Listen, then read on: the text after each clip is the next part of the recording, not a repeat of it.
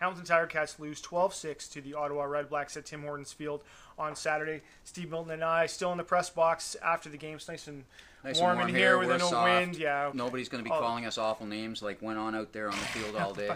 Absolutely, and we should get right into that. Right. Simone Lawrence and Henry Burris.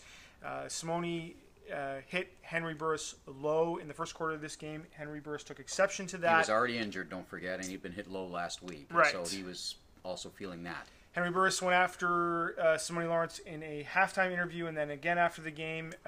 Simone responded in kind in his post-game interview. Whether or not the hit was a dirty hit or not is open to interpretation, I think, and there are differing opinions on that. What I didn't like from both guys was them going after each other through the media. Yeah, and one thing we'll say is they were answering our questions, so we liked that part of it. What I think the code that was violated here is the same code. It's just a different subsection that says do not go personal in public against your opponents. Right. That's about respect too. It was very personal. It was personal, and the language used was very personal by both guys. So it'll be interesting to see how that pans out over the next couple of days. My guess is those two guys will communicate with each other and sort of...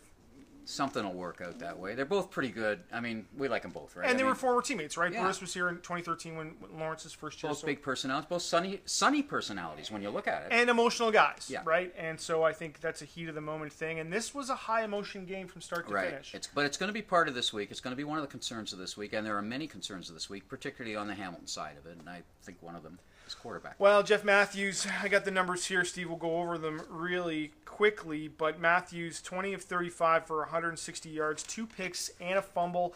Kent Austin said after the game that he would evaluate the quarterback position, and it was possible that Ja'Cory Harris, the backup quarterback, could start next week in Ottawa. Do you think that's realistic? Not really. Not given the way that Kent Austin and most coaches in this league have run their quarterback situation. Really, you don't. Can you get a guy up for this in 3 days to be? You know, they have a lot of faith in him, and he's been around for a couple of years. But if Matthews is having these issues, then what's to say Harris wouldn't from even less experience? So I'm not sure it's real, but I understand the sentiment, and maybe you have to do it. If you see something as a quarterback in there of lost confidence, of a regression, you mentioned that during the game, that we both thought there was a bit of a sideways thing maybe in the last game or game and a half, but this one was backwards. You know, there was no forwards, and it wasn't sideways. Well, and the Ticats did have, I mean, Matthews didn't play well, and the turnovers were hugely problematic. He missed 2 open receivers in the end zone, both Andy Fantus. Yeah. But there were other opportunities to win this game. There was a dropped interception. There were other plays. It wasn't just on Matthews. The Ticats surrendered 6 sacks. So, I mean, I think that there were other factors involved. Well, there's no doubt, and field position was part of it at times, but I mean, really, the Royals, the Mets will probably score more runs over time than those two, you know, than we saw in this game today. But 6 points just isn't going to do it. 12 isn't going to do it. 15 isn't probably going to do it from any point on in here, no matter how good your defense is. You got to give that defense some help.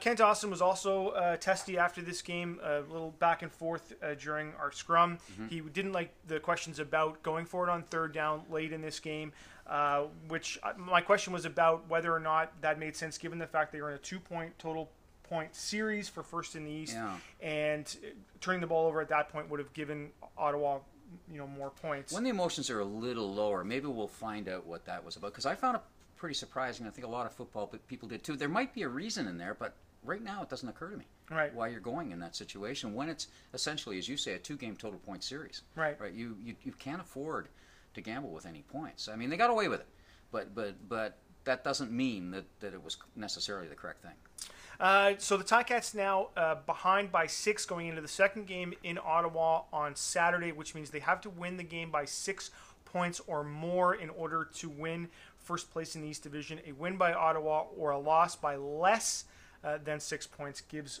Ottawa first place. And they would face the worst scenario last year, and that's what they're going to tell us all this week. But there is, of course, a huge difference, because last year they were ramping up behind a quarterback that was ramping up.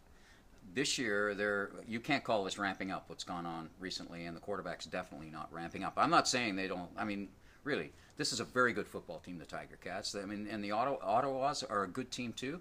doesn't mean that the Ticats aren't capable of it. I think it just makes it much more difficult than last year. I don't think it's the same situation as last year at all, other than on paper.